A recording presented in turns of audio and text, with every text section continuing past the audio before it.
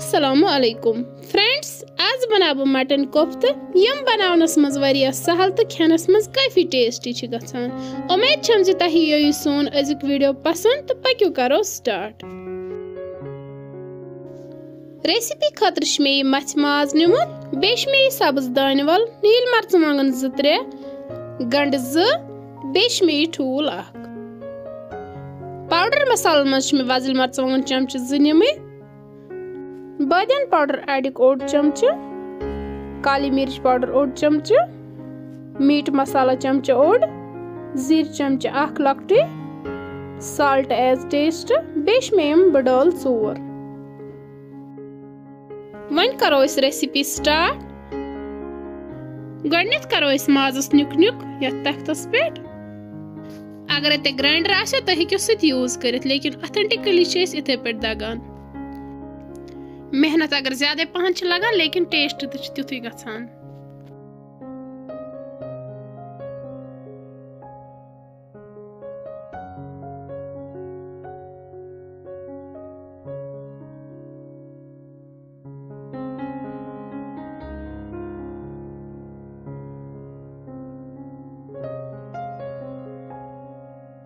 इत पे मकल मे मस तगित वन फिरवन बानस मज।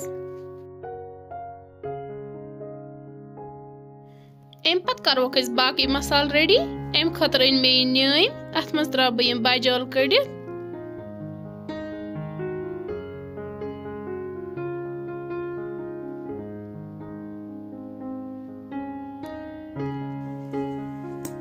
अम पत दगक बह असल पे सती त्रा बह अत मज नील मर्चमांगन बे त्रोस दान वल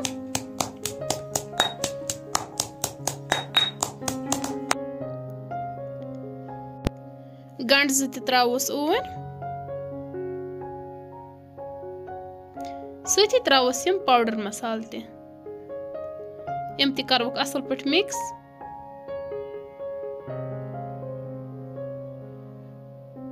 इत पे गो मसालन हंद पेस्ट तैयार।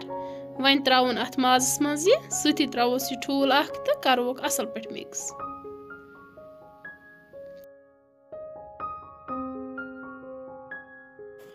मिक्स तो मकलो मे करित वन बनाओ अत लक्च लक्च बाल।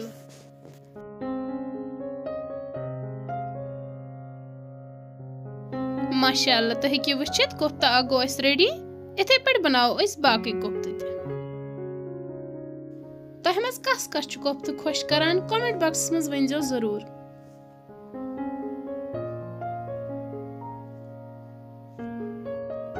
इत पे गए सारी कोफ्त रेडी तो हेक्यो वचित वन करो तैयार। अम खतर मे कढ़ाई मज थोमुत आब लगित अत आय ग्रेह वन कोर मे गैस बंद। अम पत त्राक बह कोफ्त वार वार अथ मज।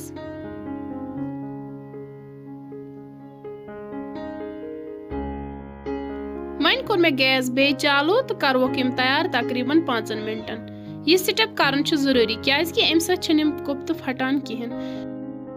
डायरेक्ट फ्राई करने सम कोफ्त क्रैक गछान। तो हेक्यो वचित कत्या असल कोफ्त बने। अम पत करो फ्राई करने खतर लोग मे कढ़ाई मज तील आव असल पे। अम पत त्रा अत मज कोफ्त तो करो फ्राई।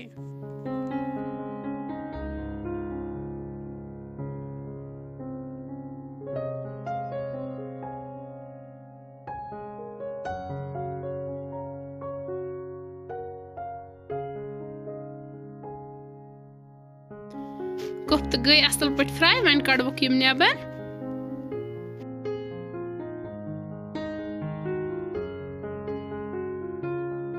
अम पे त्रा अथ तीलस मज मीडियम साइज गंड 2 तो करो गंड असल पे फ्राई। सती त्रो सब्ज अल 4 तो दालचीन कलम 2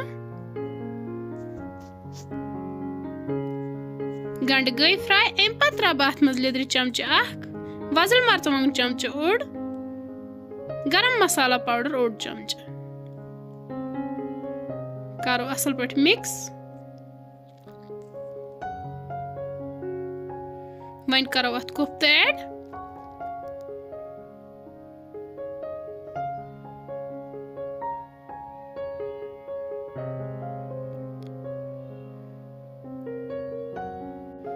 अम पत त्रा बह अथ रस बदल त्रा बह यो मटन स्टॉक।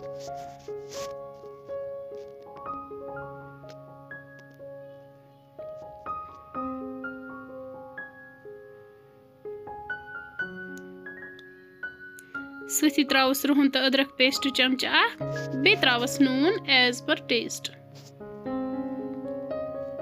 अम पत कर बह लीड बंद दिमो यथ पाक तोताम योताम अमिच ग्रेवी रिड्यूस गछ।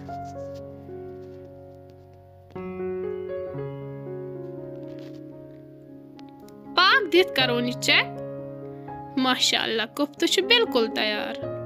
तुह त करजो घर ये जरूर ट्राई बनाउन, ये छु वारिया सहल त आसान।